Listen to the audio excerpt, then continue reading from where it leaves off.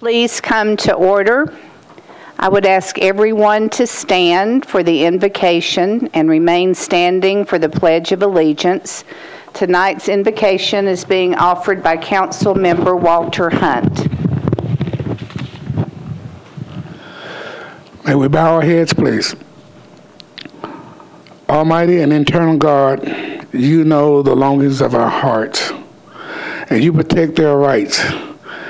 In your goodness, watch over those in authority, so that people everywhere may enjoy freedom, security, and peace. You guide and govern everything with order and love. Look upon this assembly of our city leaders and fill them with the spirit of your wisdom. May we act in accordance with your will, and our decisions be for peace and well-being for all. Amen. I pledge allegiance to the flag of the United States of America and to the republic for which it stands, one nation, under God, indivisible, with liberty and justice for all. Without objection, we'll suspend the calling of the roll and ask the clerk to record the names of the members present throughout the meeting. Is there a motion for the adoption of our minutes of the January 3rd meeting? A motion and a second. Without objection, the minutes will stand approved as written. Madam Clerk, are there any messages from the mayor? There are no messages from the mayor. Thank you. Before we begin our agenda, I would first like to recognize Lee Kahn in the back, who has been our Channel 3 guru and who is retiring and who will be sorely, sorely missed. Thank you for all you've done for us.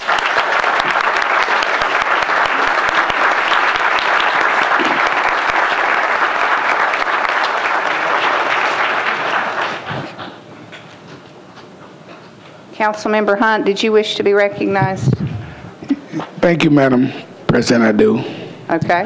I'd like to take a moment just to recognize, in a moment of silence, to recognize Mike Martin, who recently lost his life in a motorcycle accident. He passed a couple days ago. It was a serious accident, and his visitation would be at the Elmina Shrine on Big Church Pike from 1 o'clock until 8 o'clock, and the funerals will be the next day at 12 o'clock. So we'd like to give Mike just a moment of silence, please.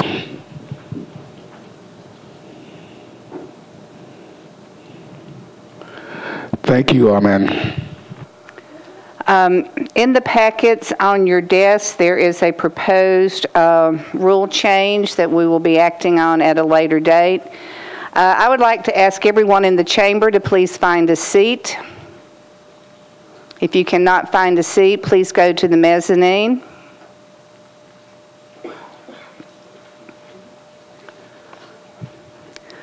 First, we're going to be getting the Rules Committee report. Councilman Stein. Thank you, Madam Vice Mayor. The Rules Committee considered the appointment of Mr. Saul Solomon to be Director of Law. The committee voted 10-4, none against, to recommend his appointment to the entire council, and I move his approval. Have a motion and a second. All in favor, please say aye. Aye. Opposed, no. Motion is approved. Mr. Solomon, we would like to congratulate you and welcome you. We look forward to working with you in the years ahead. Thank you.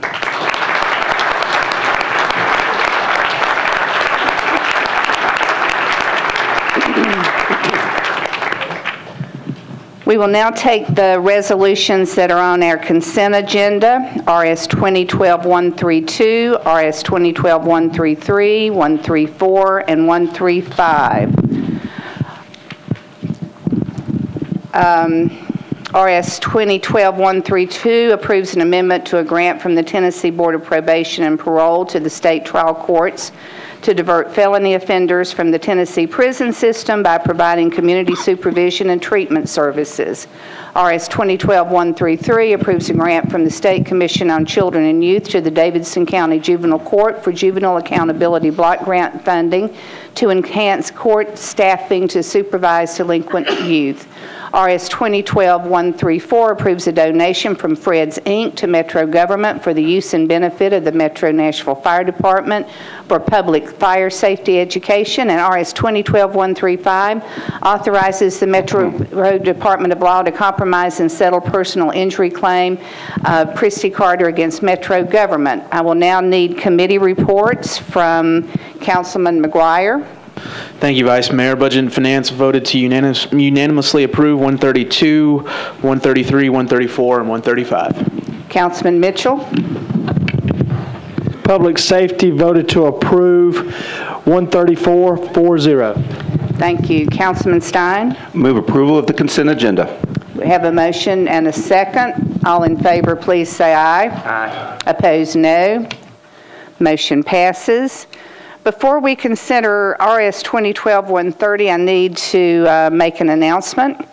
In order to comply with a directive issued by the State Comptroller of the Treasury regarding the continuance or the termination of a derivative product as part of a refunded debt, it is necessary that the Director of Finance read a statement into the record prior to the consideration of RS 2012-130, which statement is to be included as part of the minutes of this meeting. Mr. Riebling. Thank you, Vice Mayor.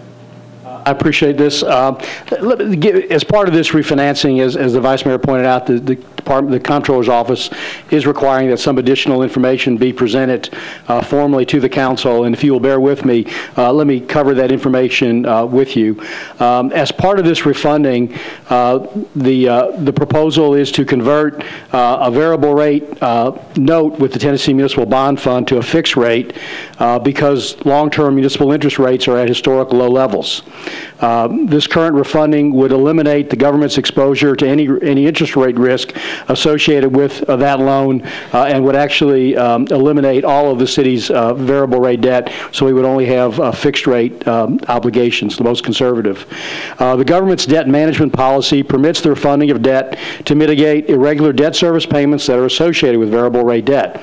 The policy also states that to maintain a predictable debt service burden, the metropolitan government will generally give preference to debt that carries a fixed interest rate. As part of the loan that we are proposing to refinance, the metropolitan government is also party to an interest rate swap with SunTrust Bank dated May 15, 2006. The interest rate swap is a hedging derivative instrument maintained by the metropolitan government in order to manage its exposure to market risk from fluctuation in interest rates on the loan we just talked about. All terms of the swap will remain in effect and it expires on May 15, 2026. The credit rating of SunTrust Bank at June 30th, 2011 is a single A, and the fair market value of the swap contract was a liability of $11,684,102 as of June 30th, 2011, and is recorded in non-current liabilities in the statement of net assets in the city's financial reports. This swap will be continued and would be assigned to the metropolitan government's general obligation commercial paper notes and is expected to qualify as an effective swap pursuant to GASB Rule 53. While the final results of the hedge effectiveness testing as of June 30th, 2012 obviously cannot yet be determined, the government expects that the interest rate swap will be found to be an effective hedging instrument at fiscal year end using one of the quantitative testing methods. The metropolitan government anticipates minimal impact between the swap rate and the commercial paper rate based on a preliminary analysis as to both historical and projected rate data, which shows a very strong correlation between the two indices. If at any point the interest rate swap ceases to be effective for purposes of GASB 53, the government must recognize an accounting expense in the amount of the then current fair value of the swap. Thereafter, the metropolitan government will be required to record changes in the fair value of the swap as either a revenue or expense item for accounting purposes. In any event, the Metropolitan government does not anticipate that any accounting recognition would be material to the government's budget as a whole. Thank you, Vice Mayor. Councilman Holloman, do you have a question about the resolution or about the statement that was just read? About the statement. Okay, go right ahead. My question to the Finance Director, somewhat about the resolution maybe, but my question is, did we consider the possibility of terminating the swap? And if so, what was the cost to terminate? And if not, why not? Yes, sir, we did, obviously. And the cost to date is about a negative $15 million. And so, I think that we did not think it was in our best interest to terminate this time, especially because of the fact that we have almost at all times outstanding commercial paper, which is in a short-term note. For those who may not know, the commercial paper is issued on a short-term basis, and then every 3 years or 4 years, we take it out with long-term debt. It allows for the ongoing funding of our projects rather than having to come back to the council and issue bond anticipation notes every time we want to do a project. It's proven to be a very successful project, and almost at all times we have $50 to $100 million outstanding or more. We currently have about $145 million outstanding. So we simply would assign the swap to that, and we feel that's a much more effective way. We obviously monitor interest rates, and if at a time the cost is less or is valuable, we would like to get out of this swap. There's no question about it. It just doesn't make economic sense at this time. But that is something that you'll look at on an ongoing basis? We monitor it all the time and look for opportunities. It's sort of a perverse thing. It would take a large increase in rates for that swap to decline in value and become more economically feasible. Okay, thank you. I'm going to go ahead and read the resolution and get a motion before we have any more discussion. RS 2012-130 authorizes the execution of general obligation refunding bonds in one or more series in their aggregate principal amount not to exceed $280 million. Councilmember McGuire. Thank you, Vice Mayor. Budget and Finance voted to approve 8-4, none against, and I would move approval. We have a motion and a second. Councilmember Evans. I need to be recorded as an abstention. So noted. Councilmember Langster. Thank you. Mr. Rieblin, is this the only bank that this type of incident is occurring that Metro does business with? Metro's only existing interest rate swap is with SunTrust Bank. This was an agreement that was entered into in 2006, actually in 2004, and was triggered and became effective in 2006. So it is the only one we have, and we obviously do monitor it because of the bank's creditworthiness as well. If it would decline, that would be another reason why we would either find a substitute party for it, but it's the only one we have. But I do want constituents to know we do business with other banks besides SunTrust in this county. This is just this debt, the interest rate swap, but the only one we have is with SunTrust. We do our senior banker is First Tennessee Bank currently. It's put out on a bid basis. Thank you. Councilmember Glover. Mr. Riebling, I don't know the importance, but in the state letter, I think to you, it refers to $270 million, and yet in the ordinance here, it refers to $280 million, and I don't know the relevance of that. I think the ordinance says not to exceed. Not to exceed 280. Right. I think the actual amount that we submitted to the state was 270. Okay. So we would not go in. We would not issue debt in a higher amount than what the state report covered. Okay, and I understood the not to exceed, but I just didn't know the relevance. I think when the resolution was filed, we weren't certain as to what maturities made economic sense to do it, so we wanted to include a higher amount, but the number will be less than that. Thank you. Thank you, Councilman Glover. Councilmember Gilmore. Thank you, Vice Mayor. Mr. Riebling, the company that's doing the refinancing, where are they located? I'm trying to think. We're working on 3 transactions right now, so I'm trying to make sure I got the right one. The senior underwriter on this transaction is a company called Piper Jaffray. I believe the company's corporate headquarters are in Minneapolis, and the bankers who we work with are based in Nashville and Memphis. Okay, so some of them are from Nashville. It's not all from Memphis and Minneapolis. That is correct. Yes. All right then. Thank you. Councilmember Duvall. Thank you, Madam Chairman. I'd like to be recorded as abstaining as well, please. So noted. Thank you. Seeing no other discussion, all in favor, please say aye. Opposed, no. Motion passes. Next is RS 2012-131, approves an amendment to a contract between the Metro Board of Health and Community Food Advocates to purchase services to increase access to healthy food and physical activity opportunities. Councilmember Weiner. Yes, I'd like to call for committee reports, please. Councilman McGuire. Budget and Finance voted to approve 9-4, none against. Thank you. Health and Hospitals. Health and Hospitals voted 1-4, 2 against. And your motion. Call for approval. We have a motion and a second. All in favor, please say aye. Aye. Opposed, no. Motion passed. Oh, I'm sorry. We do need a machine vote.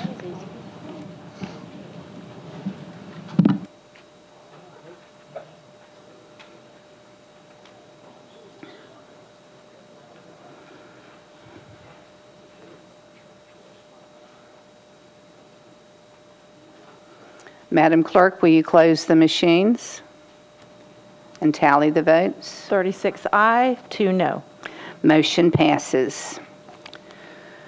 We're now at bills on introduction and first reading. Is there a motion for their approval? We have a motion and a second. All in favor, please say aye. Opposed, no. Motion passes. We're now at bills on second reading. BL 2011-49 amends the Metro Code pertaining to the regulation and operation of motorized non-taxi passenger vehicles for hire. Councilmember Blaylock. Committee reports. Councilmember Baker. Transportation and Aviation voted 4 in favor, 0 against. Councilman Tiger. Convention and Tourism had no recommendation, 2-4, 2 against. Councilman Mitchell. Yeah, Public Safety voted to disapprove 4-1 to 1. Councilmember McGuire. Budget and Finance voted to disapprove 4, 10, and 1. Thank you. Councilmember Blaylock. I do move to defer this indefinitely for hopes that we will get together as soon as possible to have a group meeting. We have a motion and a second for indefinite deferral. All in favor, please say aye. Aye. Opposed, no. Indefinite deferral passes. BL 2011-56 names the General Sessions Court Judicial Library in honor of Judge Leon Rubin. Councilmember Tiger. Thank you, Madam Chair. Committee report. Councilmember Stein. The Rules Committee voted 10-4, none against to defer at the request of the sponsor. Thank you, Councilman. Ask for a one-meeting deferral, please, ma'am. Have a motion and a second for a one-meeting deferral. All in favor, please say aye. Aye. Opposed, no. The deferral passes. BL 2011-82 adds a new chapter to the Metro Code to authorize the acceptance of incomplete infrastructure for public completion and maintenance under limited circumstances in the interest of public health and safety. Councilman Tiger. Committee report. Councilman Bedney. Planning and Zoning voted 9-4, 0 against. Councilman Hutt. Public Works voted 9-4, 0 against. Councilmember McGuire. Budget and Finance voted to approve 15-4, none against. Councilman Tiger. Move approval, please. Have a motion and a second. All in favor, please say aye. Aye. Opposed, no. Motion passes. BL 2011-83 amends the Metro Code pertaining to the extension of water mains to properties served by wells. Councilmember Stanley. Committee reports, please. Councilman Hutt. Public Safety passed 9-4, 0 against. Councilman McGuire. Budget and Finance voted to approve and to re-refer to the Budget and Finance Committee 15-4, none against. Councilmember Stanley. I move approval with a re-referral back to Budget and Finance. We have a motion and a second. All in favor, please say aye. Aye. I'm going to defer it on third reading. No, I said I would defer it on third reading.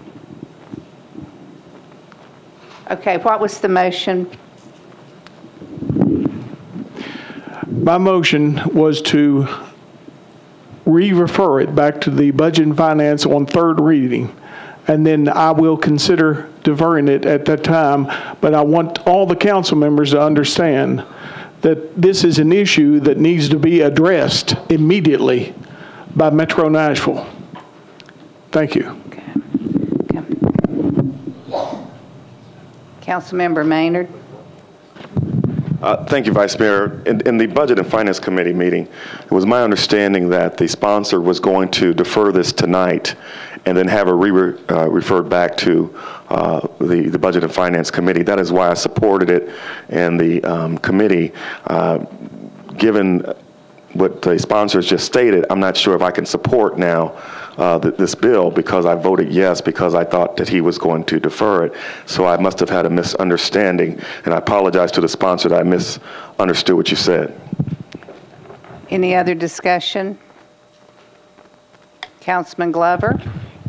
If this passes tonight, Mr. Cooper, what does that do as far as any future movement, even though it was deferred back to Budget and Finance? It would no longer be amendable once it passes second reading. Councilmember Stein? Yeah. Madam Vice Mayor, members of the council, my understanding in committee was exactly the same because I made the motion to approve and then re-refer because I believed it was going to be deferred tonight.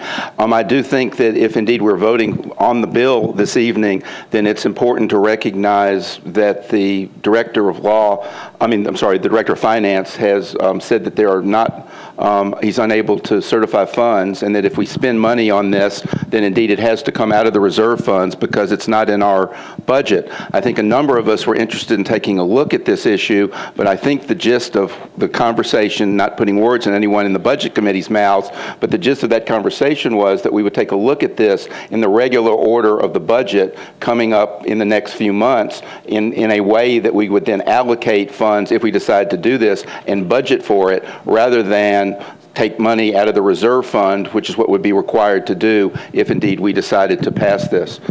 So I think in view of the fact that we're being asked to approve tonight rather than defer, that I'm going to have to vote no. Councilmember Stanley? I will change my motion to defer on second reading, re-refer back to the Budget and Finance Committee. I want to have this issue addressed immediately. And this is an issue that is county-wide. It does not simply, it's not going to simply allocate money for District 14, but it is going to allocate money all throughout Davidson County, because it was in 15 or 17 years ago that the General Assembly gave Metro Water the authority to take over or to buy private utilities and provide a uniform water sewer service. So I would move deferral on second reading and re-refer back to the Budget and Finance Committee. Before I ask for a second on that, I would like for you to withdraw your first motion. I will withdraw it. Is there a second? All in favor of withdrawing the first, please say aye. Aye. Is there a opposed? Motion passes. Is there a second on? We have a second on the second proposal. The motion to defer and re-refer to Budget and Finance. All in favor, please say aye. Aye. Opposed, no. Motion passes. BL 2011-84 authorizes the acquisition of right-of-way easements and property rights for use in public projects for sidewalk improvements on Harding Place from Nolensville Pike to I-24. Councilmember Harmon. Thank you, Madam Vice Mayor. Committee reports, please. Councilmember Bedney. It passed Planning and Zoning passed it 9-4-0 against. Councilmember Hunt. Public Works approved 9-4-0 against. Councilmember McGuire. Budget and Finance voted to approve 15-4, none against. Councilmember Harmon. I move for approval. Have a motion and a second. All in favor, please say aye. Aye. Opposed, no. Motion passes. BL 2011-85 authorizes the acquisition of right-of-way easements and property rights for use in public projects of Metro government for the bridge replacement on Orlando Avenue. Councilmember McGuire. Thank you, Vice Mayor. Committee reports, please. Councilmember Bedney. Planning and Zoning approved the 9-4-0 against. Councilmember Hunt. Public Works approved, 9-4, 0 against. Councilmember McGuire. Budget and Finance voted to approve 15-4, none against, and I move approval. Have a motion and a second. All in favor, please say aye. Opposed, no. Motion passes. BL 2011-86 abandons an 8-inch sanitary sewer line in public utility easement and accepts the relocation of an 8-inch sewer main and a manhole located at 28th Avenue North unnumbered. Councilmember Weiner. Committee reports, please. Councilmember Bedning. Planning and Zoning recommended for 9-4, 0 against. Councilmember Hunt. Public Works approved, 9-4, 0 against. Councilmember Weiner. Move for approval. Have a motion and a second. All in favor, please say aye. Opposed, no. Motion passes.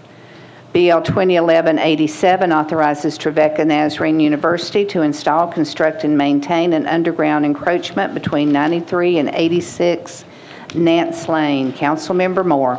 Committee reports, please. Councilmember Bedning. Planning and Zoning recommended approval, 9-4, 0 against. Councilmember Hunt. Public Works approved, 9-4, 0 against. Councilmember Moore. I move for approval, please. Have a motion and a second. All in favor, please say aye. Opposed, no. Motion passes. BL 2012-89 amends the official street and alley acceptance and maintenance map by abandoning a portion of alley number 1806. Councilmember Moore. Committee reports, please. Councilmember Bedning. Planning and Zoning recommend approval, 9-4, 0 against. Councilmember Hunt. Public Works approved, 9-4, 0 against. Councilmember Harrison. Traffic and Parking approved, 7-4 and 0 against. Councilmember Moore. I move for approval, please. Have a motion and a second. All in favor, please say aye. Aye. Opposed, no. Motion passes. BL 2012-90 amends the official street and alley acceptance and maintenance map by abandoning a portion of Farnsworth Drive right-of-way. Councilmember Evans. Committee reports, please. Councilmember Bedning. Planning and Zoning recommended approval, 9-4, 0 against. Councilmember Hunt. Public Works recommend, deferred by rule, and I need to say that the council lady was hung up in traffic. We didn't get the letter until it was on my desk, so we're going to have to ask for suspension of rule when it comes to that. Councilmember Harrison. Traffic and Parking approved, 7-4 and 0 against. Councilmember Evans. And I think it's appropriate that I ask for suspension of the rules because of that one committee report, correct? Okay, I'd like to ask for a suspension of the rules. Is there any objection? Seeing none, Councilmember Evans. I'd like to move approval. Have a motion and a second. All in favor, please say aye. Opposed, no. Motion passes.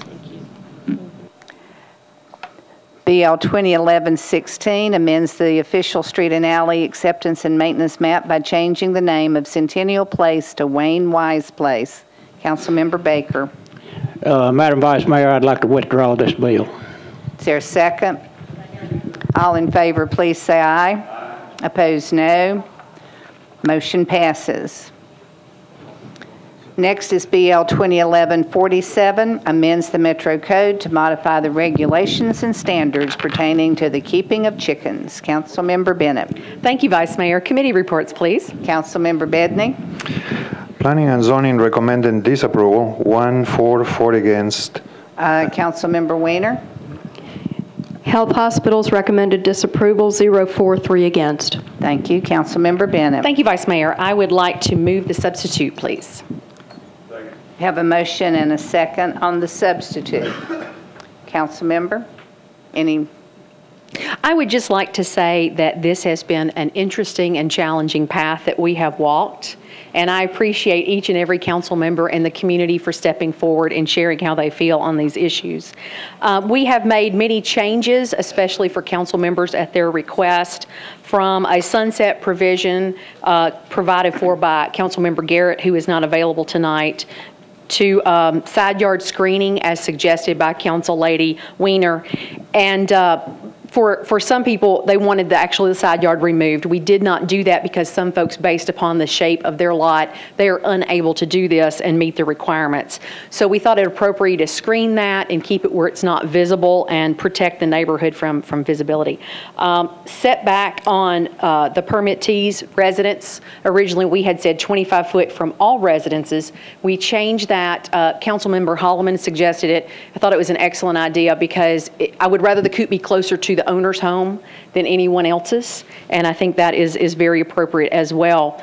I grew up in a family where you did the right thing. You grew your own food if you could, and I guess we were kind of poor, but we had enough, and we were quite satisfied with what we had. And I learned you do things yourself and you be responsible. So perhaps maybe we were green before it was socially acceptable to be green. But I think this is the right thing to do. It's a very thoughtful thing for Nashville to do, to take responsibility for the food and how it comes to their table. There have been some proponents who have opposed, and some of the issues brought up were property values. And I would really like to talk about that. In my real job, I am a Tennessee certified residential appraiser. And I'm going to tell my age. I've been appraising for 23 years now. And I have approved homes, or have appraised homes. I know, Jerry, isn't it awful? I've appraised homes that have had coops, and it has never affected the value whatsoever. They've always been tasteful, they've always fit in with the neighborhood, and they've never been a problem.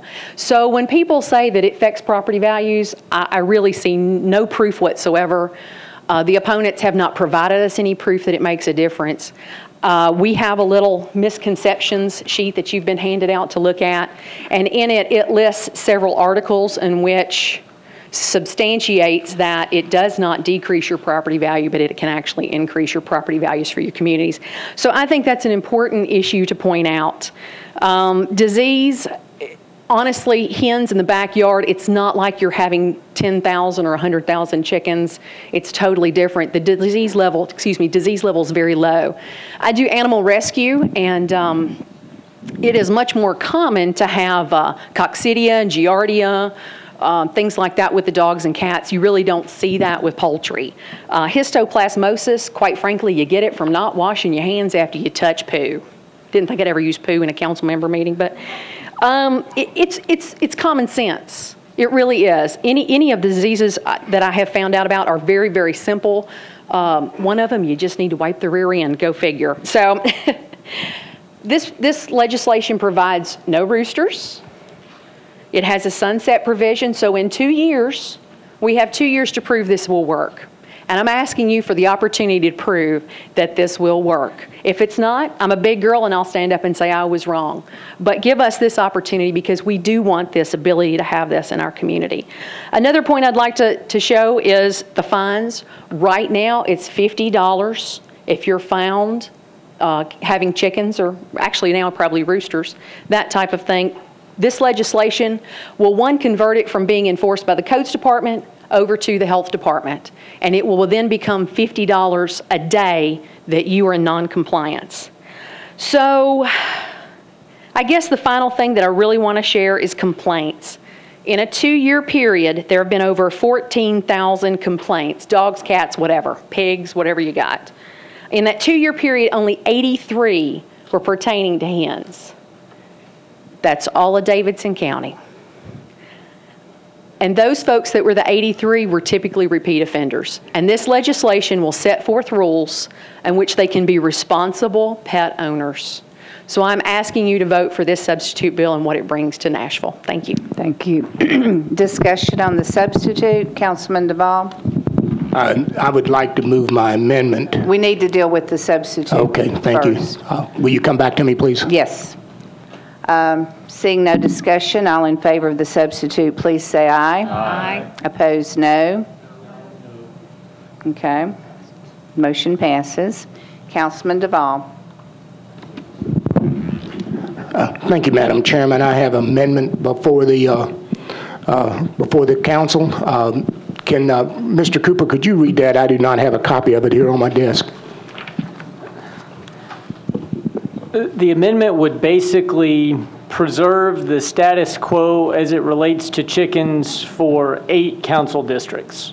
That would be districts 12, 20, 28, 29, 30, 31, 32, and 33.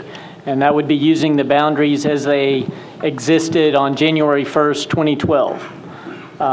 So this would be essentially an opt-out bill, opt-out amendment to the bill.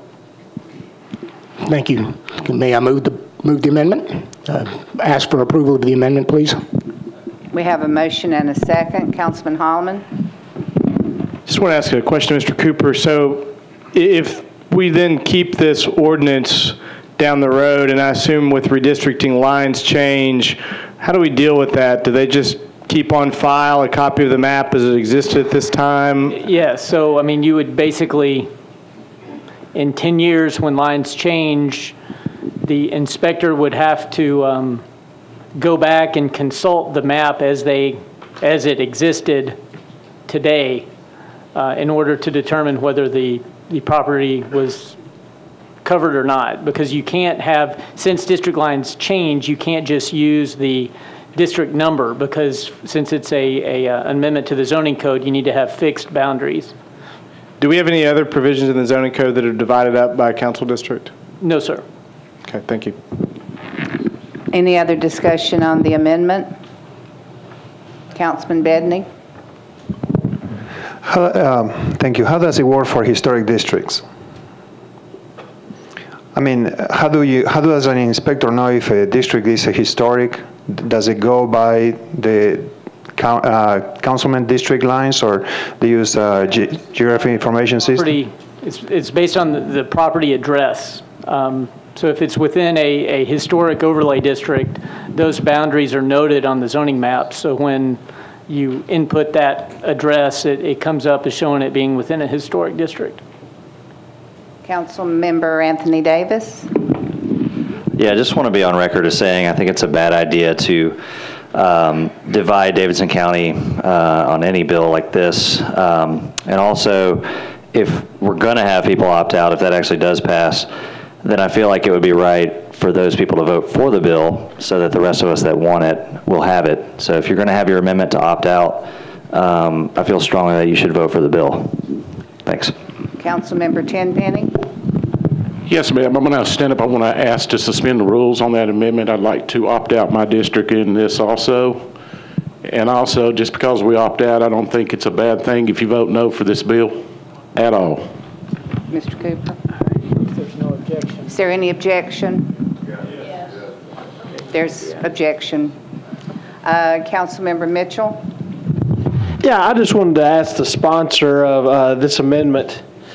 You know, I've been on both sides. I've got a lot of places in my district that it's appropriate for this, but there's a lot of other places in my district that are inappropriate for this bill. And I'm just asking the sponsor, you know, is it that the bill needs some more improvement, some changes that could get you comfortable with this, or the council members that are, you know, other council members who are part of your amendment, you're just going to be against it totally from now on? Because I think I could get comfortable with this bill if we tweak some things in it, but right now compromise doesn't seem to be carrying the day. So I just wondered if there's some things in this that if we changed a few things, if you would vote for it, or you're just opposed to it. May I have the floor? Thank you for your answer, Councilman. I am representing my district, and they dramatically said they did not want this bill passed. We have a rural area. Our particular District 33 is surrounded with Long Hunter State Park, which has a huge amount of wildlife, and that is an issue. The largest subdivision I have in the district, I believe, is not even protected under an HOA. In the last couple of days, I've also found out from property managers that some of the HOAs do not have those exemptions in their covenants, so they have an issue. if I would have rather seen a bill where the council lady passed a bill for the people in her district, if that's what she wants, and tried to get something approved there and changed there, than to make it countywide. What I see is a few hundred people that would like to have the right to have chickens, and we got 600,000 that possibly oppose it. And we're sitting here to a blind eye to that, and I think that's the wrong thing to do. Also, we were at a meeting this weekend, and Council Lady Bennett was very gracious and did a great job of presenting her bill, and I want everybody to know I'm a very close friend of Council Lady Bennett. This is not a personal issue. And she was asked by several citizens if she would be willing to defer it, give us more time to work out, and she felt like the bill had ran its course, that she had made all the changes she could make to it. So at this point, I don't see any option but for me to opt out, and I hope I've satisfactorily answered your question. Yeah, and, you know, ladies and gentlemen, I understand why he's opting out. I just think we're setting a bad precedent in opting out. I'm just hoping, you know, his district is just opposed to it, but it may be some of the other people who are opting out. I think we're very close on this bill. I think I would like to vote for it. There are just some few things that I think need to be addressed. You know, I've kidded with people earlier tonight. I grew up in a rural area, and we lived on 20 acres, and you couldn't see a house from our home. But my German Shepherds could always find those chickens that neighbors who didn't have them properly kept. You know, my German Shepherds would bring back remnants of them. So now we're going to put them on 0.1 acre, and you're going to have a lot of neighbors coming knocking on their neighbor's door asking why their dog just killed their chicken. Well, you know, we're going to have a lot of that. Because, you know, thank you, Councilman. Dogs will do the enforcement for us. Councilmember Weiner. Thank you, Vice Mayor. You know, I have really wrestled with this quite a bit, and I have spoken with Councilmember Bennett about this. In addition to the side yard issue, I asked that the minimum lot size be increased. Basically because of what Councilmember Mitchell alluded to. I have members in my community that are very, very for it, and more members who are very, very against it. So I gave it a lot of thought, and I said, well, why don't we have this addressed as a zoning overlay? That way we don't have to worry about the precedent of the opt-out, and it becomes a zoning overlay issue so that neighbors can make the decision that they want for their neighborhood, and you're not forcing this down somebody's throat that doesn't want it, and you're giving the people that want the chickens the opportunity to have the chickens. So there's something in it for everybody. And I don't think that I can suspend the rules to do that until this one's addressed, right? That's correct. And we can get into that more once. Guess we'll go back there. Councilmember Johnson. Thank you, Vice Mayor Neighbors. I again rise in support of the amendment simply because I have to disagree that this does set a bad precedent to pass it at this particular time when clearly an entire section of Davidson County clearly tonight is not on board with this piece of legislation. And I think that people have to respect that. You know, if we came in here and maybe 2 or 3 council members from Southeast Davidson County were saying what Councilman Duvall is saying, rather than all 7 or 8 of us in Southeast Davidson County, then maybe I could support what you're saying. But there is clearly still a lot of issues around this piece of legislation as it pertains to Southeast Davidson County. So I just ask council members tonight to please consider what we are sharing with you tonight on behalf of our constituents. One of the big issues that many have expressed in my area is the fact that we do live next to the lake, and we already have an abundance of rodents and snakes and foxes and coyotes in our area, so we have some unique challenges that many of the other districts don't face. So that's the reality. that our area faces, and we've got to be able to bring people in our area to a comfort level to where they can try this and feel comfortable, and we as a city not become divided over the issue. Also, there are budgetary concerns. When you have the limited number of inspectors in the animal control, the codes department, the health department, we've had a series of budget cuts over the last 6 years. We're looking at additional budget cuts going forward, especially this year. That's a problem. You know, I've gone to talk to people in the codes department, in the health department, and people saw the news story from the people at the animal control division, and they clearly have expressed they have concerns because they're overworked, they're overloaded currently, and they're underpaid. So we've got other challenges in terms of getting people paid to the level that they deserve to be because of the increased workload that they have been presented with over the years. And I think that it's incumbent upon us to be cognizant of that. We have some overworked people already, and as council members, we have a tremendous number of complaints from these departments that take months to get resolved. And so this adds to that, and that's why there have been a increase in the number of concerns that have been expressed from our area. Thank you. Councilmember Stanley. Thank you. I want to thank the sponsor for taking up this issue and addressing this issue, trying to address it. But I will say that over the last 24 hours, I've gotten over 200 emails. And of those 200 emails, over 170 were against it. I spoke with state officials a couple of years ago. They informed me that Tennessee is made up of 95 counties. Of those 95 counties, only 4 are urban. Davidson County is the most densely populated urban county in Tennessee. It has over 1,247 people per square mile.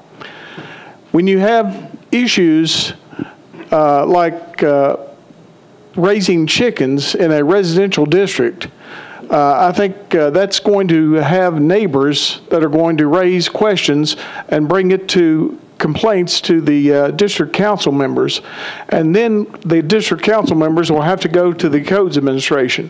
I wonder if the codes administration is going to have the authority or the manpower to address these issues, and will they prioritize these issues at a top level? Because I've dealt with the codes administration substantially throughout the years. Finally, I want to say one thing, and that is that Davidson County, because we are the centerpiece of the state of Tennessee, we are the housing section of the state government. And also, I think it's important that we not be considered just going to be given each resident citizen or resident citizens that would allow it, giving them an opportunity to have chickens on their residential development. And residential developments can vary distinctly. And I will say that there are 54 zoning districts in Davidson County. 34 of those zoning districts address residential areas. So I think it's important, it's vitally important that we stand up and we say that Metro Nashville is an urban county in Tennessee. It's one of the largest urban areas in the nation. It's the 25th largest. We have the largest metro council. We have the 3rd largest metro council in the nation, behind New York and Chicago. So I think it's important that we listen to what the people say. And because the people have overwhelmingly opposed this, I cannot support it. Thank you. Councilmember Tenpenny. I just want to say, you know, I made that amendment. I didn't know that the amendment had existed, and I should have been able to put my district on that, just for the record there. Also, come take a walk in my district. Already, I get chicken calls pretty much on a weekly basis. I have to go wrangle roosters out of my district. I've got 7 hens over in my district roaming free right now, where people... We're on the opt-out amendment. We are on the opt-out amendment? Right. Okay. I mean, that's what our discussion is right now. Okay. I'll come back to you. Thank you. When we're on the bill. Councilman Glover? The reason I added my district to the opt-out is because I think it's our responsibility as elected officials in that district to hear what our constituents have to say. And clearly, in the 12th district, they said no.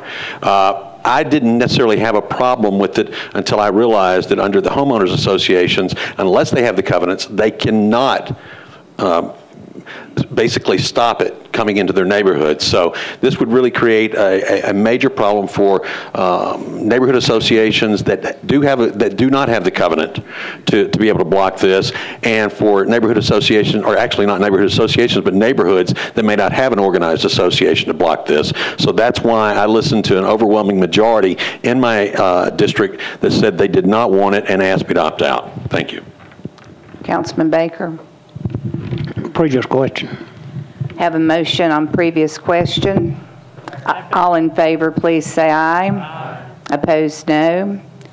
Previous question passes. We're back on the amendment to opt out districts 12, 20, 28, 29, 30, 31, 32, and 33. All in favor of the amendment, please say aye. Aye. Opposed, no. No. We will have a machine vote.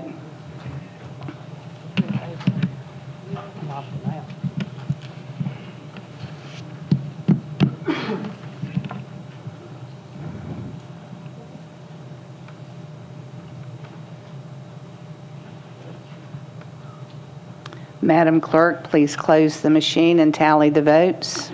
Aye 18, no 17, 3 abstentions. Motion passes. We're now on the next amendment. Councilman Glover. I believe you have 2. Yes, Vice Mayor, thank you.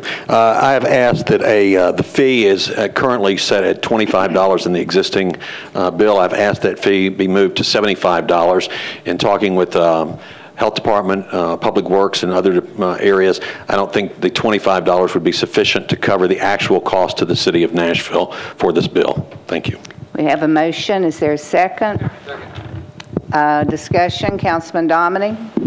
Thank you, Vice Mayor. I asked a question of Health Department officials today in the committee, and they pointed out under the current workload that they have, their calls for service are about $90 per call.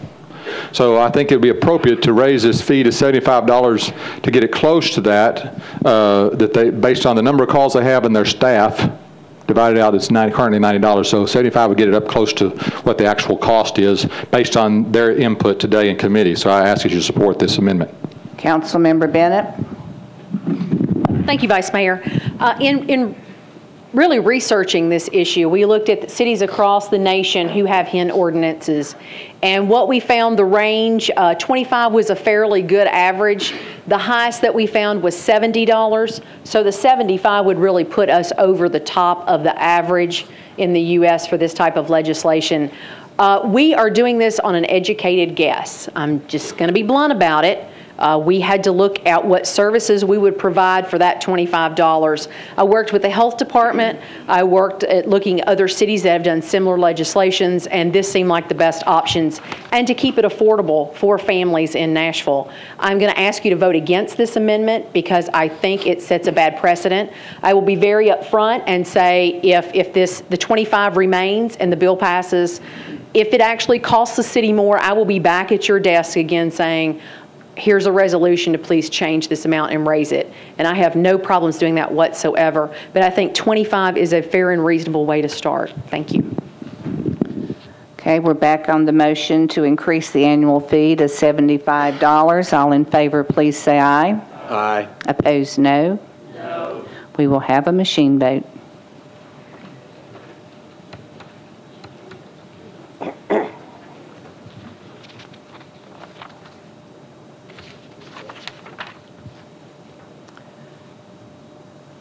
Madam Clerk, will you close the machines? Aye 18, no 19, 1 abstention. The motion fails. Councilman Glover, would you like to offer your second? Yes, thank you, Vice Mayor. The second is, after meeting with Metro Health, they felt, and I don't want to speak on their behalf, they want to add, but they felt that moving the setback to 25 feet as opposed to the 10 would be advantageous and work better for the overall city. So I'm moving that we move the setback from the 10 feet to 25 feet. We have a motion and a second. Councilman Maynard. Thank you, Vice Mayor. I stand to ask a question. Is, with the sponsor of this amendment, reconsider not offering now that your district has opted out? Because it seems like you're trying to regulate after your district's been out. And as you said, you represent your district, so then you should allow the rest of us then to deal with this bill for those of us who support it. I would, yes, I will withdraw the, I will withdraw it. We have a motion to withdraw and a second. All in favor, please say aye. Aye. Opposed, no. Motion to withdraw passes. Councilman Holloman, you have an amendment? No. No. Okay. Sorry about that. Councilmember Weiner, did you wish to be recognized? Yes, I'd like to offer the amendment. We have to suspend the rules in order to do that. Right? If the amendment is to convert this regulatory scheme from an accessory use to an overlay, under state law, it would have to go back to the Planning Commission and would most likely have to have another council public hearing since it's pretty much a new bill. So while the rules could be suspended to offer an amendment, it would basically require going through the same process as a new bill anyway. So it may be cleaner to offer a new bill, but I mean that's up to the council. But you would need to suspend the rules to offer it as a late amendment if you wanted to do that tonight. I'll withdraw it. Okay. Okay, we're now back on the original bill, which has one amendment that withdrew some of the districts from it. The increase amendment did not pass, and the setback amendment was withdrawn. Discussion on the original, on the substitute bill as amended. Councilman Tiger. Thank you, Madam Chair. And I rise in appreciation to the sponsor for our efforts. The first bill I ever sponsored as a new council member was barking dogs. And trust me, I learned very, very quickly that any type of animal legislation brings out the passions in folks, both pro and con. A couple of my concerns on this bill, and I rise as someone who really wants to support this bill, but had a couple of issues. First of all, relating to the discussion about homeowner associations. And I've talked with the health department, and this is not requiring an amendment, but will require some strengthening of the wording of the permit. But basically, if your neighborhood association would not allow the raising of hens or the keeping of hens by covenant, but you went down, an individual went down and asked for a permit, Metro would not know anything about your covenants and would grant you that permit. It would then become the responsibility of your homeowner association board of directors to enforce that covenant. So I think it is very, very important to our health department, talking to Mr. Hager and Mr. Sharp tonight, that we make it very clear to applicants that that they have researched their homeowner association restrictive covenants and that they would attest that their covenants would allow this activity. Secondly, on the issue, I don't think many citizens will understand what the meaning of a sunset provision. And that should this not work citywide or in those districts that have it, depending on what happens, that I think it'd be very important that as citizens apply for permits, they would agree that should this body 2 years from now not renew this law, that they would voluntarily remove their coops and dispose of their flocks. And I think that can be done as part of it, administrative on the permit. My major concern and why I cannot support this tonight, and I went back in the back, and our good folks in the yellow, and I showed them their piece of literature. And in it, it gave the reasons why it's working in many cities, But there's a picture of a chicken coop here that, to me, I would not want next to me, no matter what value. And had there been a provision for screening from the neighbors so that there was a fence or shrubbery, but right now there are no provisions as to what materials and what that coop would look like. And I think that's a burden that many neighbors, however supportive they would want to be of this bill, simply, if you look at this coop, I've seen third world shanties look better, quite frankly. And if there was a provision for screening this, I would be an enthusiastic yes, and I would be helping the sponsor. But without that provision, I just can't vote for it tonight. And I'm sorry that we couldn't go that direction, because it just makes sense that one of the things that we're talking about being is respectful to our neighbors. And I live next to neighbors that before they put up a gazebo or build a pond or do anything, they came to me and talked about it, and I didn't really worry about it because they're the type people that they would be tasteful in everything they did. But unfortunately, not all of us live next to those type of folks. And for that one reason only, this is something that I'm going to cast a reluctant no tonight. Dominic. Thank you, Vice Mayor. I had a quick question for legal staff. Several mentions have been made of HOAs and their covenants and bylaws. Is this for Mr. Cooper? This would be for Mr. Cooper. Okay. In the event this passes and a HOA does not have it currently in their covenants, would anyone who has a permit be grandfathered in, or would they be able to enforce a covenant should they change their covenants? Because I've talked to a number of HOA owners or HOA boards, and they currently don't have covenants to address this issue. Well, Metro has nothing to do with restrictive covenants. We don't consult them and we don't enforce them in issuing a permit. So in the event there were no covenants and a permit was issued, Metro would view that as a validly issued permit. Now, if the neighborhood itself, using the procedures that they had in place for that neighborhood under those restrictive covenants, if they elected to amend them to prohibit hens, that would be another issue. It would not be one that Metro got involved in, but if they had a procedure for amending their covenants and did so, then the homeowners could enforce that among themselves and enforce it against the neighbors that are part of those covenants. Well, that is one of the issues that I have with the bill, which is the reason I've moved to opt out the community I represent, and the enforcement. But right now, our staff are overburdened. Our HOAs, for the most part, do not have protection against this bill, and it would create an adverse situation amongst those HOAs for those that may get a permit in the meantime. Councilmember Westerholm.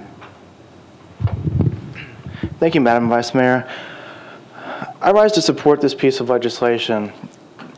2 weeks ago, we were joined by a number of urban hen advocates who came here to provide us insight on why they felt it was important for us to have urban hens and to extend a welcoming sense to them. Over 30 presenters from all walks of life, kids, soccer moms, college professors, they all came out and gave distinct reasons of why this was important. We listened to the importance of food supply and having a local and sustainable food supply, how it means, what that can do for our public health. We learned about the positive impacts of building community, the positive byproducts of the waste in the compost, the insect abatement, the food scrap and solid waste reduction, and the educational opportunities and community buildings that are provided when people interact with their neighbors in a sharing capacity. In the weeks since then, we've heard from more and more supporters, and at least in my inbox, I've had plenty more supporters than those who are against it.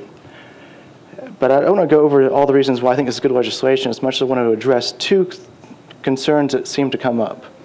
And those seem to be focused on nuisance and enforcement. On the nuisance side of things, I think that we can look at, we hear about the sights, the sounds, the smells. On the sounds, let's just be frank, chickens don't bark. The average sound of a hen is about 63 decibels. 63 decibels is what you'd expect to hear in an average conversation. On the scent, we know that the average dog produces almost double what 6 hens can produce in a single day. So even if someone next to you has 6 hens, it's unlikely that the waste they produce would be any more offensive than what would happen if a single dog lived next door. And besides, the chicken waste is compostable. On the size of the chicken coop, as Councilman Tiger addressed, people have a chicken coop on average, it could be anywhere between the size of a doghouse or a kid's playhouse. These things exist, and they may not be to everyone's aesthetic liking, but there are many designs, and there are many things that can be done to make sure those are done in a proper way. On the housing impact, we've seen that the best markets in the United States all allow urban hens, except one, and that's Nashville. The other concern, enforcement, I think it's important to put this into perspective. As was alluded to earlier, animal control has responded to about 15,000 calls in any given year. Of those 15,000 calls, less than 50 have been related to chickens, which represents 0.5% of all the calls. If all 50 people who have those calls were to go forward and say another 450 people get chickens, if all 500 of those people get one complaint within the next year, what's the impact on animal control? It's an increase of 3%. If everyone does things wrong, the overall impact is 3%. But I don't think that's going to be the case. Finally, if allowing urban chickens led to any adverse impacts, wouldn't you see cities that have been doing this legislation, wouldn't they opt out after some point? Of the over 65 cities across the United States that have this ordinance, how many of those cities, once implementing this legislation, have opted out? Not one. Not one. Please support this. Please give us a chance. Thank you. Councilmember Harrison. Thank you, Vice Mayor. I'd like to support this bill tonight, but I have one question for Mr. Cooper.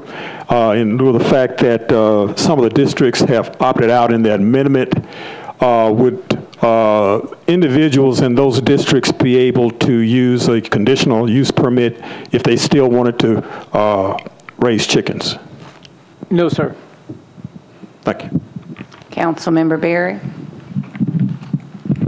Thank you, Vice Mayor. I rise in support of this bill tonight. I would like to just commend the sponsor and all the other sponsors who've spent a lot of time working on this. I don't think that they have come to this without substantial research, and I think that there is a lot of really good stuff in this bill. I also think that with the 8 council members who have who've just opted their districts out, clearly that's going to free up a lot more time for animal control because now they're not going to have to police this in half the county. So with that in mind, I would say please support this because there is a sunset provision. If everything that everybody predicts does happen and that this becomes an absolutely horrible bill, then in 2 years it will go away and we can start again. But I don't think it's fair to not give the folks who want to raise chickens a chance to do it, and we've just let that happen with the opt-out. So I encourage you to support this, and I thank again the sponsor for all of her hard work. Councilmember Stanley. Thank you, Vice Mayor. I just mentioned that the fact that approximately 19 years ago, the Planning Commission, they approved a extension of a private school into the residential subdivision that was protected by private covenants. It was up to me as a resident of that subdivision to file a lawsuit that lasted 23 months in the court system. I had to file that because the Metro officials, planning officials, as well as any officials in Metro, are not going to enforce private covenants. they're going to be enforced by individuals that live within the subdivisions. And because there are 34 of the 54 zoning districts in Davidson County deal with residential districts, I think it's very important to consider the fact that about 30% of all residential development in Davidson County are governed by private covenants. And these private covenants prohibit any type of use like this. Building of chicken coops as detached buildings, the raising of hens, anything like that. But it's going to be up to those individuals to pay an attorney to represent them in a court system, because Metro will not enforce that. I think it's just important to take that into consideration.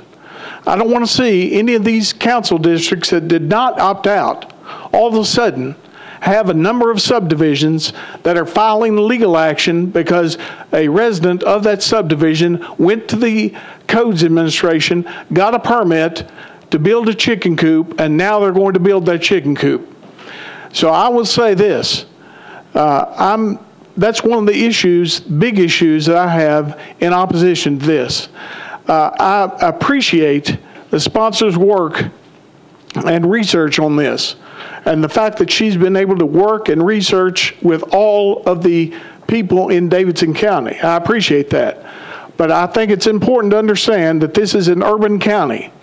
As an urban county, we have an obligation, first and foremost, to the citizens that reside in our community to make sure that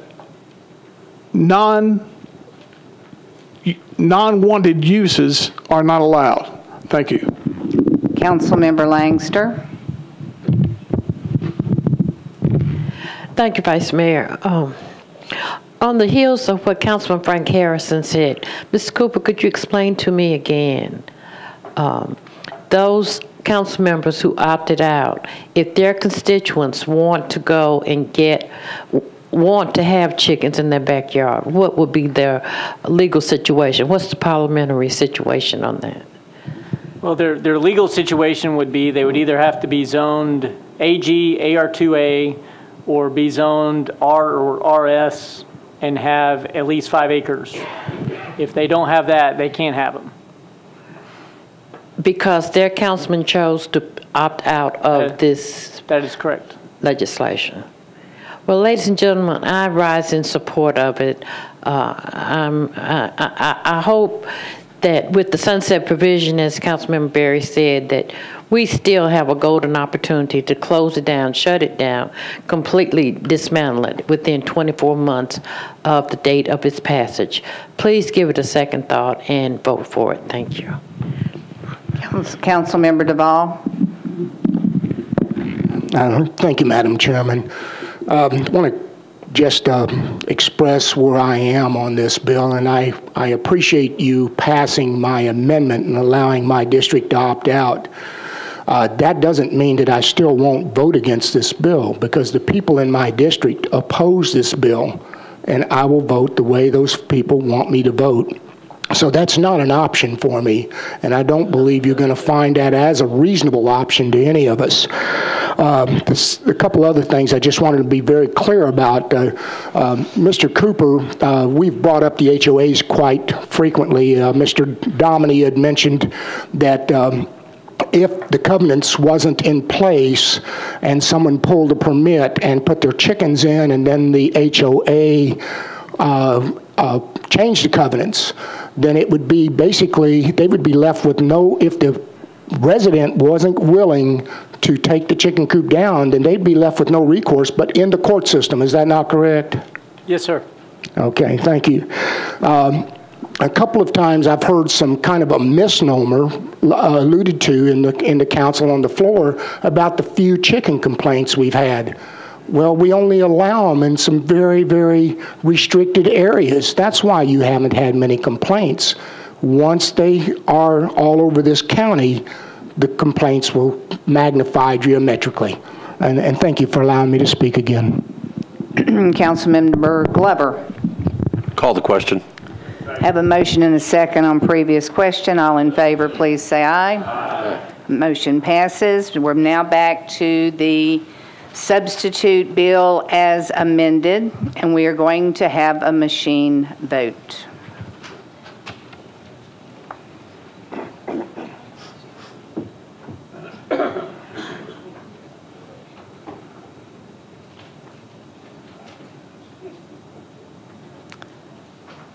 Madam Clerk.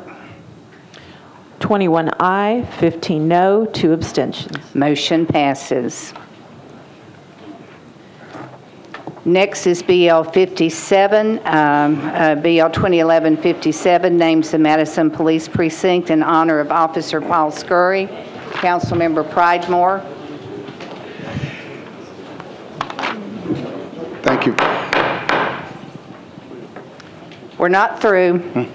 No. Councilman Pridemore. Thank you, Madam Vice Mayor. With all committees reporting for approval, I request for approval with a brief statement, please. We have a motion and a second. Councilman. On behalf of the family and on behalf of the retired and active members of the police department, I would just like to say thank you for those who are considering the vote. Thank you for voting for the name of the precinct. Also, Paul Scurry's daughter and family is here tonight, and she is very thankful for your consideration. Thank you. Seeing no other discussion, all in favor, please say aye. Aye. Opposed, no. Motion passes. BL 2011-58 authorizes the Industrial Development Board to accept payments in lieu of ad valorem taxes with respect to LifePoint Hospitals, Inc. Councilmember McGuire. Thank you, Vice Mayor. The Budget and Finance Committee voted to approve 15-4, none against, and I would move approval. Have a motion and a second. Councilmember Stites. I'm sorry, I was going to speak on the bill. Yes. I'm sorry. I'm new. I have, first I want to praise the work of our economic and development team as well as the sponsors for this bill. I think that they have worked very hard, and my vote tonight opposing it is not in any way an indictment or lack of appreciation for the hard work. Where I take issue is that I believe that as a council we are setting a precedent tonight that that doesn't serve us well, and that will cause us problems in the future. Very quickly,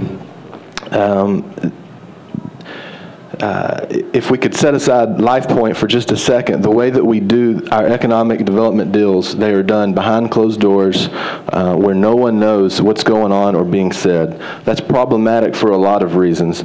It's very difficult to explain to our constituents why we are going to be granting 15 years worth of tax abatement to a company that in 2010 had revenue in excess of $3 billion when they know and we know that within 12 months each of us are going to be asked to vote on a tax increase for every other taxpayer in the county. I think that these deals need to be structured, and if we're going to do these deals, which I think that's a discussion worth having, but I think the consensus is going to be that we're going to have them. I think we need to establish, and I've spoken with our economic development team about this, I think it's important that we first establish standards by which we can judge all economic deals that are brought to the city of Nashville, allow the council to establish some quantitative measures that we can judge opportunities by, so that the public sees the standard that we have set, so that we can discuss it and vote on it, and so that any company in America or the world that wants to move to Nashville, they know that if they come to Nashville, they get X dollars of economic incentives for Y jobs created. And this deal doesn't do that. And I hope that in the future we're able to work towards establishing something that lays that framework. Secondly, I think any economic incentive package needs to be based upon jobs created and the quality of those jobs. we are being told that there will be 80 new jobs that are created. They may create 1,000 new jobs, or they may create 0, but regardless, they're still getting 15 years worth of tax incentives. I think that this company, as I said, they grossed in excess of $3 billion and netted over $150 million in 2010. Those guys are probably, those guys are, the guys that run LifePoint are a lot smarter than I am, no doubt. But I have a hard time believing that they chose the site they chose based upon about a $7 million tax incentive package that we're granting them over 15 years. I think companies will choose Nashville in the future because of the environment that we create, an environment with a low tax burden, an environment with strong public schools, and an environment that is welcoming to businesses. So with that, again, I want to reiterate my appreciation for the hard work. My only disagreement is the standards that we are setting and the policy that as a council we are establishing by passing this. Thank you. Thank you. Councilmember Stanley. Thank you. Appreciate also the sponsors of this bill. I think that they have done quite a bit of work with the LifePoint regarding this bill. But I was on the council in 1998 when we approved the Dale deal. I did not support it at that time. It gave a 40-year property tax exemption to commercial property over 150 acres on Murfreesboro Pike. That was loss in property taxes that the city received. What's more, Dale had projections, revenue projections that were going to be in the millions of dollars for the city, and it never did meet those projections. I wonder if this LifePoint, these economic projections, can have the same benefit for the city that Dale said they were going to bring in 1998. And if LifePoint is not going to bring it, then I don't think Metro can look upon that and say that we're going to get that same type of benefit. I cannot support this tonight because I do not really appreciate incentive deals. I've dealt with a lot of incentive deals during my years on the Metro Council. One of them is the Tennessee Titans. One of them was Dale. There's a lot of issues associated with those incentive deals. They give corporations a large percentage of money to generate jobs and also to allow improvements to the local infrastructure and community. But this LifePoint only is proposing 80 jobs, but it's going to generate supposedly a lot of money. But I can't support something that's based solely on projections. And I want to see a definite improvement or improvement in the revenue that's going to be projected from this LifePoint. So with that, I will not support any improvement. Councilmember Duvall. I don't need to speak. Thank you. Okay. Machine vote. We will now have a machine vote.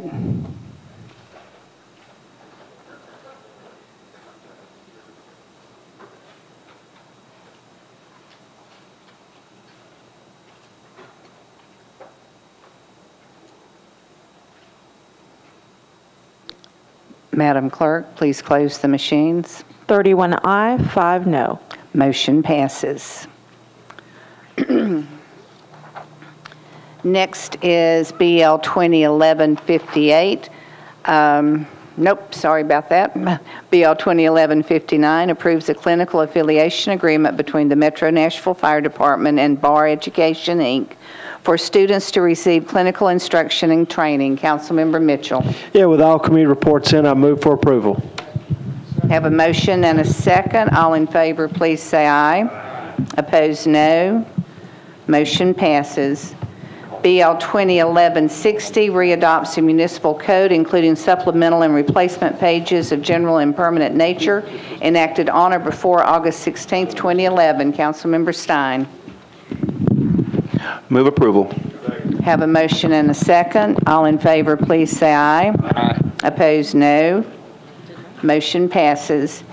BL 2011-61 amends the official street, alley, and acceptance and maintenance map by changing the name of a portion of 6th Street to Jones Point. Councilmember Jernigan. Is the ECB board a committee report? It's not, is it? It said referred to. All street name changes are submitted to them for recommendation. They did not meet in December, I don't think, and so they have not officially met to consider it. It is not a legal requirement that they approve it, but the code does require that all name changes be submitted to them. I think they meet next week. Oh, they're out of luck. Move approval. We have a motion and a second. All in favor, please say aye. All in favor, please say aye. Opposed, no. Motion passes. BL 2011-62 amends the official street and alley acceptance and maintenance map by abandoning a portion of 12th Avenue South. Councilmember Moore. All committee reports are in. I move for approval, please. Have a motion and a second. All in favor, please say aye. Opposed, no. Motion passes. BL 2011-63 authorizes the abandonment of 102 feet of storm sewer and a 10-foot public utility and drainage easement for properties located at 620 and 624 Bell Park Circle. Councilmember Todd. All committee reports are in. I move approval. Have a motion and a second. All in favor, please say aye. Aye. Opposed, no. Motion passes.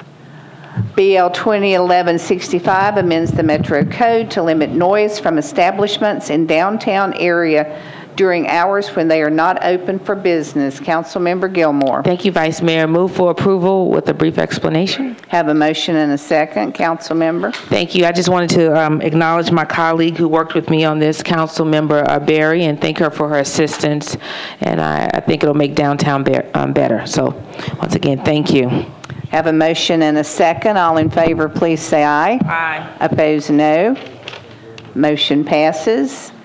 BL 2011-66 changes .19 acres from MUL to SP zoning for property located at 2300 and 2302 Riverside Drive to permit an animal boarding facility and all uses permitted in the MUL district. Councilmember Anthony Davis. Thank you, Madam Chair. Committee reports, please.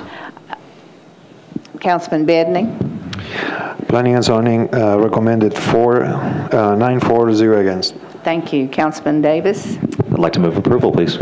Have a motion and a second. All in favor, please say aye. Aye. Opposed, no. Motion passes. BL 2011-67 changes .69 acres from CS to MULA zoning for property located at 5102, 5104, 5106, and 5108 Delaware Avenue. Councilman Baker. All committees reporting. I had a meeting last week with overwhelming majority voting in favor. I move approval. Have a motion and a second. All in favor, please say aye. Aye. Opposed, no. Motion passes. BL 2011-68 changes 15.98 acres from CS to OR 20 zoning for properties located at 7201 Charlotte Pike and at Charlotte Pike unnumbered east of Old Hickory Boulevard. Councilmember Weiner. Committee reports, please. Councilman Bedney. Planning and Zoning recommended approval, 940 against. Thank you. Councilmember Weiner. Move for approval. Have a motion and a second. All in favor, please say aye. Aye. Opposed, no. Motion passes. BL 2011-69 amends 106.9 acres of the SP district for the previously approved Gaylord Specific Plan District to add 22.24 acres of property zoned R15 and CL located at 2716, 2728, and 2730 Pennington Bend Road and at McGavock Pike unnumbered. Councilman Tygart. Thank you, Madam Chair. Committee reports, please. Councilman Bedning. Thank you. Planning and zoning recommended 9-4-0 against. Councilman Tygart. Move approval. Have a motion and a second. Councilman Todd. I need to be shown as abstaining on this. Thank you, Vice Mayor. So noted. All in favor, please say aye. Opposed, no. Motion passes. BL 2011-70 changes .12 acres from RS5 to ON zoning for a portion of property located at 3614 Baxter Avenue. Councilmember Bennett.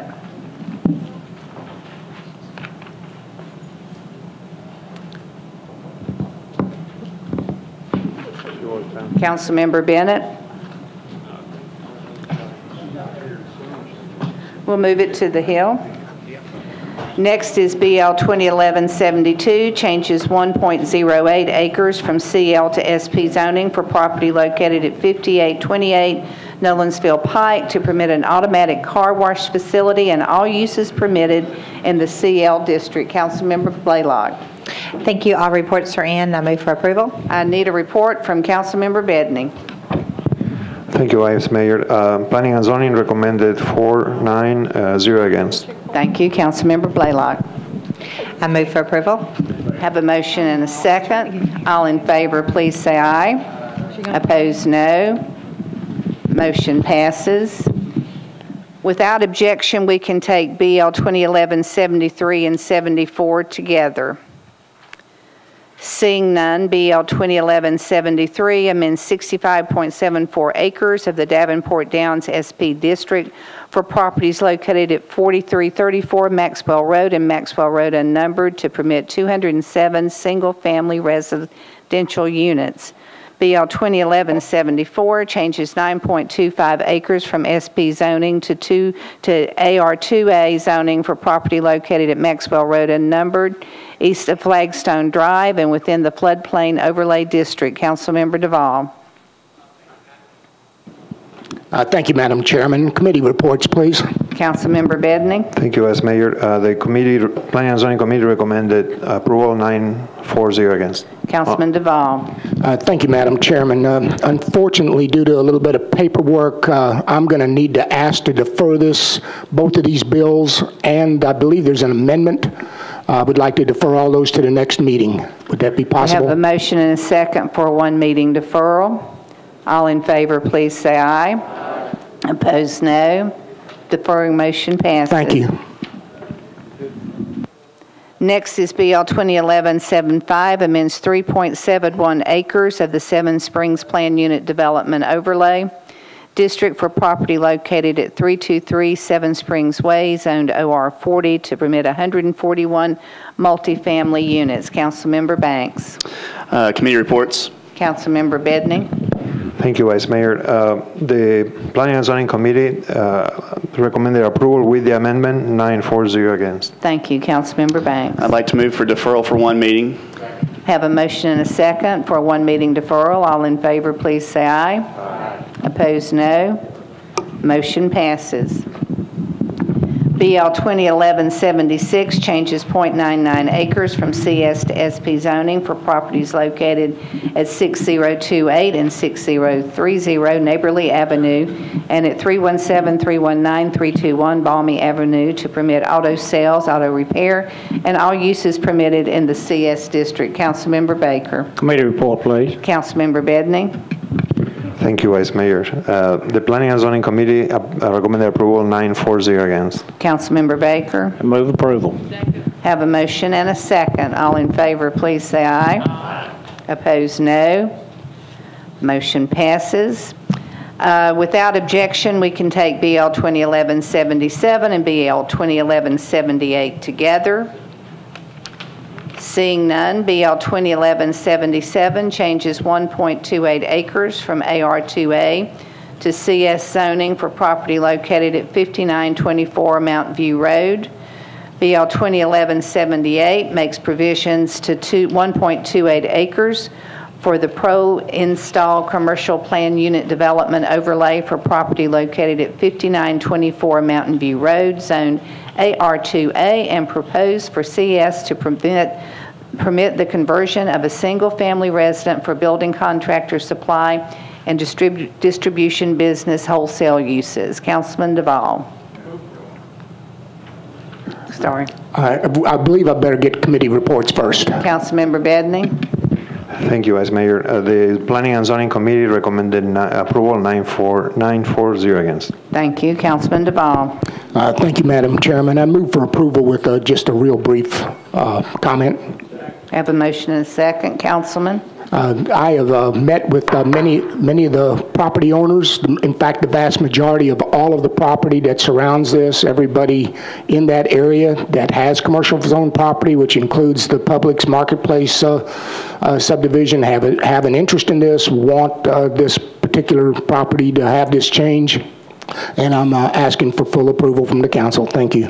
We will need a machine vote because it was disapproved by the Planning Commission.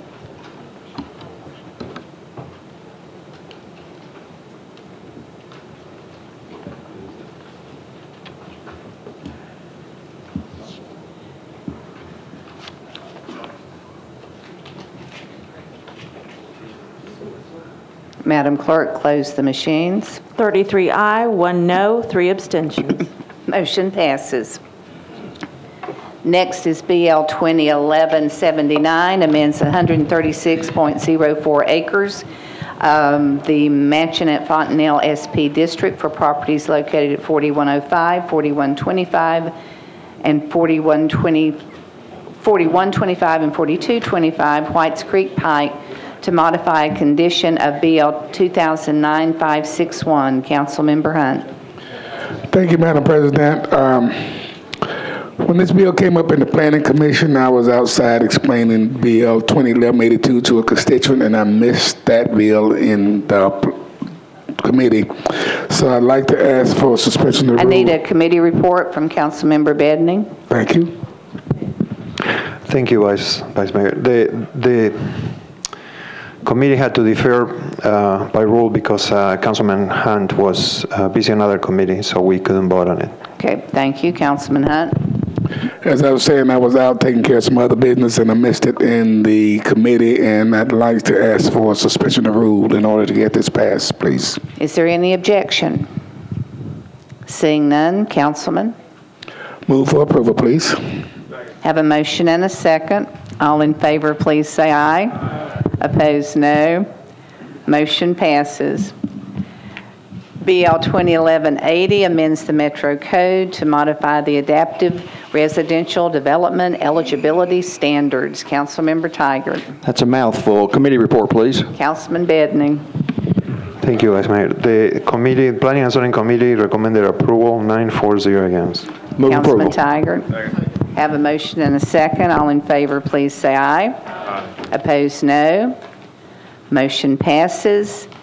BL 2011-81 changes 4.93 acres from CS to SP zoning for property located at 1809 Gallatin Pike to permit automobile sales used, automobile service, automobile repair, car wash, and all uses permitted in CS district. Councilmember Perdue. Committee report, please. Councilmember Bedney. Thank you, Vice Mayor. The Planning and Zoning Committee recommended approval without conditions, 940 against. Thank you, Councilmember Perdue. Move for approval, please. Have a motion and a second. All in favor, please say aye. Sorry, we'll need a machine vote. Sounds good anyway, y'all. Hang in there.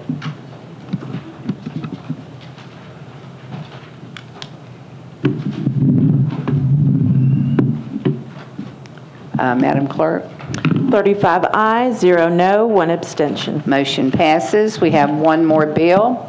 BL 2011-70 changes 0.12 acres from RS5 to ON zoning for a portion of property located at 3614 Baxter Avenue. Councilmember Bennett. Thank you for your graciousness, Vice Mayor. Move for approval, please. We need a committee report. Councilmember Bedney.